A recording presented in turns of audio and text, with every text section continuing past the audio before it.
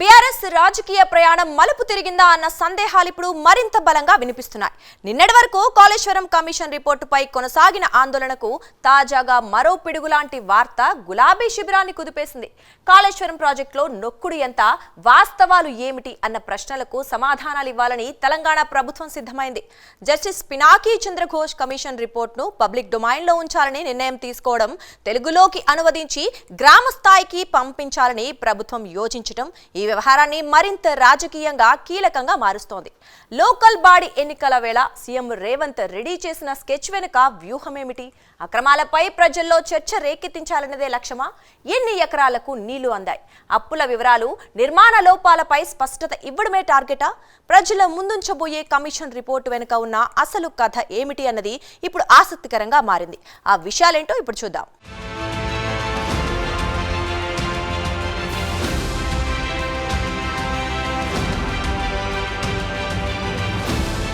2 టర్ముల పాటు రాజకీయంగా శాసించిన బీఆర్ఎస్ పార్టీకి గడ్డుకాలం వీడడం లేదు. రోజురోజుకు ఆ పార్టీ తీరు ప్రశ్నార్థకంగా మారుతోంది. గత పాలనలో ఇష్టానురీతిగా సాగిన నిర్ణయాలపై కేసులు వెంటాడుతున్నాయి. ముఖ్యంగా కాళేశ్వరం ప్రాజెక్టులో జరిగిన అవకతవకలు, ఫోన్ ట్యాపింగ్ ఆరోపణలు గులాబీ నేతలకు నిద్ర లేకుండా చేస్తున్నాయి. ఈ నేపథ్యంలో జస్టిస్ పీసీ ఘోష్ కమిషన్ నివేదిక విడుదల కావడం, గత ప్రభుత్వ తప్పిదాలను స్పష్టంగా చూపించడం చర్చనీయాంశంగా మారింది. కొడితే ఏనుగు కుంభస్థలాన్ని కొట్టాలి అనే సామెతను సీఎం రేవంత్ రెడ్డి బీఆర్ఎస్ పై ప్రయోగించేందుకు సిద్ధమయ్యారు. కమిషన్ నివేదికను అసెంబ్లీ ముందు ప్రవేశపెట్టడంతో పాటు దానిని 4 కోట్ల మంది ప్రజల్లో చర్చకు దారితీయాలన్నదే ప్రభుత్వ వ్యూహం. ఘోష్ కమిటీ నివేదికను గ్రామస్థాయికి తెలుగులో అనువదించి పంపే ప్రణాళికలు ఇప్పటికే సిద్ధమవుతున్నాయి.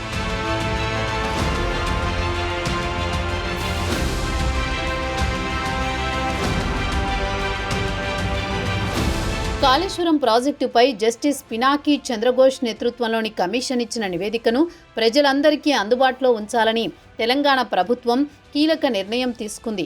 అసెంబ్లీలో చర్చ అనంతరం ఈ నివేదికను పబ్లిక్ డాక్యుమెంట్గా విడుదల చేయబోతోంది. 665 పేజీల ఈ రిపోర్ట్ను తెలుగులోకి అనువదించి ప్రతి గ్రామానికి పంపించాలని ప్రభుత్వం యోచిస్తోంది.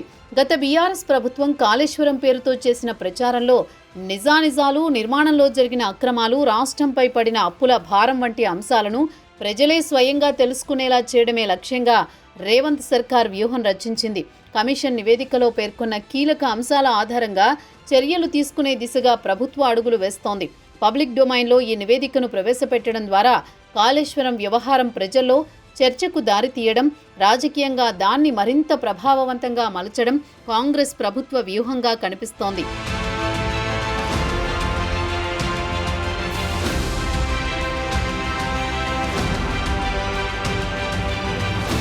కాళేశ్వరం ప్రాజెక్టుపై ఆరోపణలు తొలి నుంచే వెల్లువెత్తుతున్నాయి. అప్పటి ప్రతిపక్షాలు పదే పదే కాసులు, కాళేశ్వరంగా విమర్శలు గుప్పించగా బీఆర్ఎస్ నేతలు మాత్రం డోంట్ కేర్ అన్నట్టుగా తమ పని తాము చేసుకుంటూ ముందుకు సాగారని జస్టిస్ పీసీ ఘోష్ కమిషన్ నివేదికలో స్పష్టమైంది.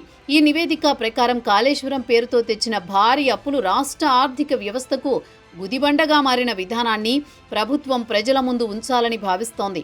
ప్రాజెక్టు డిజైన్ నుంచి ఆపరేషన్, మెయింటెనెన్స్ దాకా ప్రతి దశలోనూ అక్రమాలు, ఆర్థిక అవకతవకలు చోటు చేసుకున్నాయని కమిషన్ స్పష్టం చేసింది. ఈ నివేదికను ఆధారంగా తీసుకుని ప్రభుత్వం చర్యలు తీసుకునే దిశగా అడుగులు వేస్తోంది. ప్రజలకు నిజాలు తెలియజేయాలన్న ఉద్దేశంతో ఈ అంశాన్ని పబ్లిక్ డొమైన్లోకి తీసుకురావడం ద్వారా రాజకీయంగా కీలక మలుపు తిప్పే ప్రయత్నం జరుగుతోంది.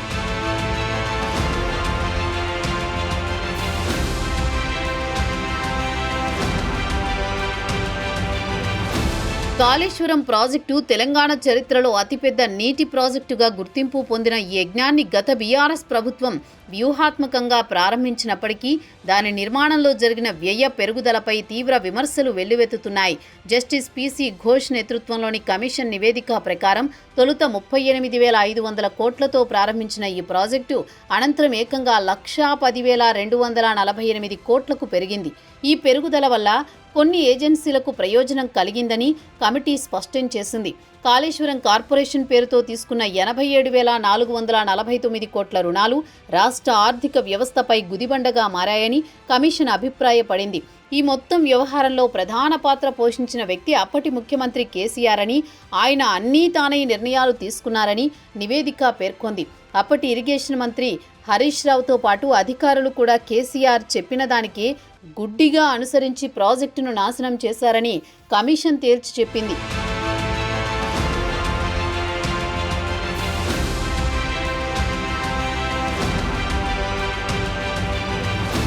కాళేశ్వరం ప్రాజెక్టు నిర్మాణ వ్యయం మాత్రమే కాదు, విద్యుత్ వినియోగం కూడా ఈ ప్రాజెక్టుకు భారీ భారం. ప్రపంచంలోని అతిపెద్ద మల్టీ స్టేజ్ లిఫ్ట్ ఇరిగేషన్ ప్రాజెక్టుగా గుర్తింపు పొందిన కాళేశ్వరం నీటిని ఎత్తిపోసే విధానంలో నిర్మించబడింది. దీనివల్ల విద్యుత్ అవసరం, వినియోగం రెండూ గణనీయంగా పెరిగాయి. ప్రభుత్వం అంచనా ప్రకారం ఈ ప్రాజెక్టులో సుమారు 4600 మెగావాట్ల విద్యుత్ అవసరం ఉండగా సంవత్సరానికి 8500 కోట్ల విద్యుత్ ఖర్చు వస్తుందని లెక్కలు చెబుతున్నాయి. 3 ఏళ్లలో 140 టీఎంసీల నీటిని తరలించేందుకు 3600 కోట్ల విద్యుత్ బిల్లులు వచ్చాయని, ఆ బకాయిలు తీర్చాల్సి ఉందని విద్యుత్ సంస్థలు వెల్లడించాయి. అంత భారీ ఖర్చుతో కూడిన ప్రాజెక్టు ద్వారా గరిష్టంగా 1,00,000 ఎకరాల్లోపే సాగునీరు అందిందని నీటిపారుదల శాఖ లెక్కలు చెబుతున్నాయి.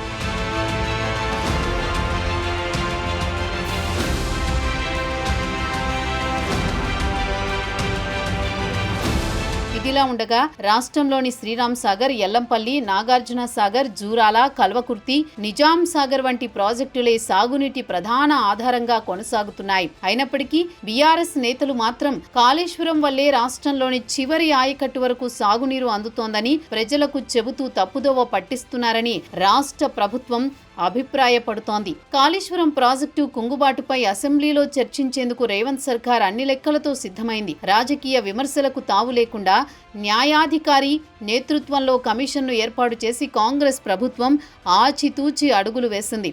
ఈ కమిషన్ విచారణలో నాణ్యత, నియంత్రణ లోపాలు, భౌగోళిక పరీక్షల లోపం, డిజైన్ తప్పిదాలు, అలాగే వేల కోట్ల రూపాయల నిధులు దుర్వినియోగంలో జరిగిన మార్పులపై దృష్టి సారించింది.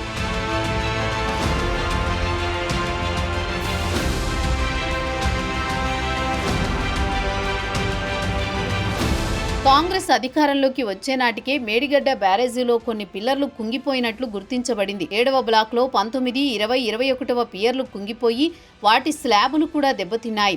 ఈ కారణంగా మేడిగడ్డ, అన్నారం, సుందిల్లా రిజర్వాయర్ల నుంచి నీటి ఎత్తిపోతల ప్రక్రియ నిలిచిపోయింది.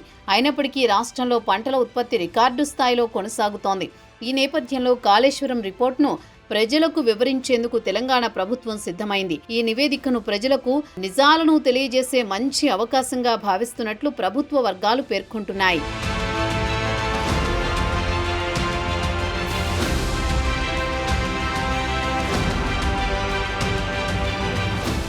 కాళేశ్వరం ప్రాజెక్టుపై కమిషన్ నివేదిక వెలుగులోకి వచ్చిన నేపథ్యంలో అసెంబ్లీలో చర్చకు సిద్ధమైన తెలంగాణ ప్రభుత్వం ప్రజలకు నిజాలు తెలియజేయాలనే సంకల్పంతో ముందుకు సాగుతోంది.